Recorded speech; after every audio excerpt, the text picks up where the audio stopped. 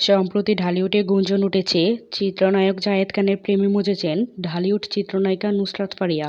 বিষয়টি নিয়ে এবার দেশের একটি গণমাধ্যমে মুখ খুলেছেন অভিনেতা। এই মুহূর্তে বিদেশের স্টেজ শো নিয়েই ব্যস্ত সময় কাটছে জায়েদ খানের। বিদেশের মাটিতে এসব স্টেজ শোতে জায়েদ খানের সঙ্গে অংশ নেন দেশীয় অনেক তারকাও। সর্বশেষ অস্ট্রেলিয়ায় অনুষ্ঠিত স্টেজ শোতে জায়েদ খানের সঙ্গে অংশ নিয়েছেন ঢালিউডের লাশময়ী নায়িকা নুসরাত ফারিয়া। স্টেজ শোর বিরতিতে একসঙ্গে বিদেশের বিভিন্ন লোকেশনে ঘুরতে দেখা গেছে তাদের। এই জুটি নিয়ে নেটিজেনদের আরও জল্পনা বাড়তে শুরু করে যখন দুজনেই ফেসবুকে এই নিয়ে পোস্ট দিতে শুরু করেন। বিষয়টির সত্যতা প্রসঙ্গে জায়েদ খান বলেন, আসলে আমি এখনও ব্যাচেলর মানুষ, তাই যখন যে নায়িকার সঙ্গে ফেসবুকে পোস্ট দিই আমার ভক্ত ও দর্শকরা মনে করেন আমি এবার প্রেমের সম্পর্কে জড়িয়েছি। নায়ক আরও বলেন, এর আগেও আমার সঙ্গে অনেক নায়িকার নাম জড়িয়েছে। এমনকি নেটিজেনরা অনেকের সাথে আমার বিয়েও দিয়ে দিয়েছেন, অনেককে আমার বউ বানিয়েছেন। এই বিষয় নিয়ে আর কিছু বলার নেই।